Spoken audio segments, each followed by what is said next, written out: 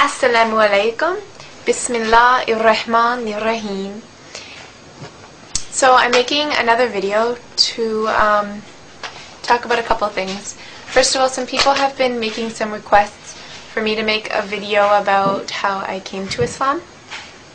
So I will go through that. And I also have a couple messages. So I guess, where should I start? Well, I was raised a Christian, and my dad is actually a minister, and we attended church every Sunday when I was young, and I always had like a strong sense of moral values and all that sort of stuff, and I always had such a passion and love for God, and I've always loved the Prophet Jesus, peace and blessings be upon him, but there was a lot of questions and a lot of things that didn't make sense to me. Like the Trinity, for example, just never made sense to me, and kind of not seeing God as one, even though I know in Christianity they say he is one, but it didn't make sense to me. And a lot of inconsistencies in the Bible, and no offense to any Christian out there at all. And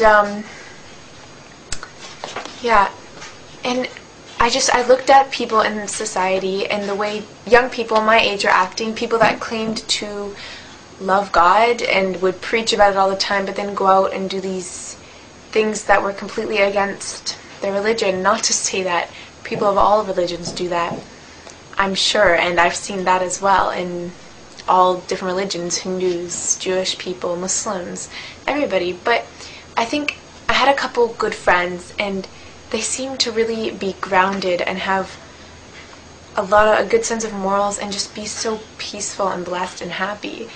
And they were Muslim, and they seemed to have this closeness to God that I really admired, and he was so important to them. And this got me interested. Now, in the beginning, we used to debate a lot, actually. I would defend my views, and my friend would defend theirs.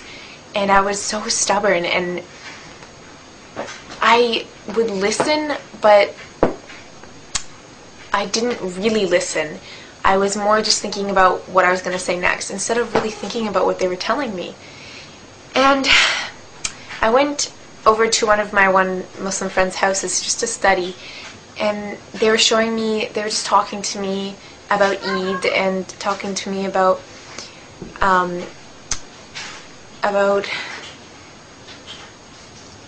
being Muslim, and telling me all these things, and I got really interested, and I was kind of starting to grow an interest for Islam. I don't know what it was, just something made me, want to learn more. And it was weird because I was completely against it before, and I just had this complete turnaround, this complete change. And the more I started to learn, the more sense it started to make. I actually went and visited another convert sister, and she told me a lot that was like, wow, it explained all the things that didn't make sense to me in Christianity. And Islam had no mistakes. It's perfect in my eyes, and I'm sure in a lot of people's, and it just brought me such peace, like peace of my mind, and it just making a sacrifice for Allah and really taking time out of my day to pray and things like that just really felt like I was worshiping in the right way. I wasn't just living my life how I wanted to, and I kind of had God on the side. God was first, always first. And this made me feel a lot closer, and it just felt really right. And something I didn't see a lot and didn't feel a lot as a Christian. And I went and visited the mosques a couple times, and that is amazing. I tell any person out there who's interested in Islam, just go to the mosque and listen to a good lecture, and your eyes will be opened, because there are some really good lectures out there that I heard at the mosque that were just incredible and really, really touched my heart and soul. And this just kind of pulled me even more towards it.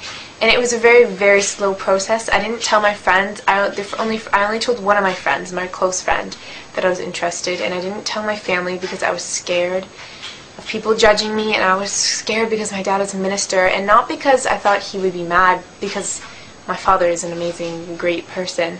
And I know he would never force me to do anything. But I thought he would be sad, and I didn't want to break his heart. And so I started learning the prayers, and I started to pray, and this brought me such joy and peace, and my life seemed to get a lot better, and I was just a lot more happy. It filled this hole inside of me that I think a lot of people have. People have this hole inside of them naturally, and we try to fill it with all these things. We try to fill it with the drugs and premarital sex and alcohol, money, buying all this stuff, material things, and maybe that'll fill it for a day, a month, years, but it won't truly fill it, and you won't be happy. And the only thing that can is God, and I finally felt like I was whole, like it was filled. And that was what was really, really amazing. And everybody in the Muslim community was absolutely incredible, and such nice people, and welcomed me with open arms. And I guess my next step was to tell my family. And so I told my friend, I had mentioned it to my dad slowly, and my dad was he was sad, but more than sad, he would ask me a lot of questions. Like, oh, so you don't believe Jesus died on the cross, you don't believe Jesus is God. And these questions hurt me, because he made me feel like I was forsaking, like I was doing something bad to Jesus, but I wasn't, because I still loved him, and he's still a great prophet, and I still have that love for him, but he made me feel like I was abandoning him or something. And he asked me really tough questions, and that was tough, but he's accepted it now, and I know he's still sad, but he's actually reading the Quran and learning more about Islam and seeing how many lies are told out there. And my mom, on the other hand, she was more afraid, I guess you could say. She has that sort of stereotype, you know. She thought I was going to go and get kidnapped and not be allowed back and these crazy things. But once I explained to her that none of that's true and showed her a lot of things, she supports me a lot now, and it's amazing. It's great. And inshallah, that'll continue. So that's a very short, condensed version of why I converted, and maybe I'll make another longer, more detailed story later.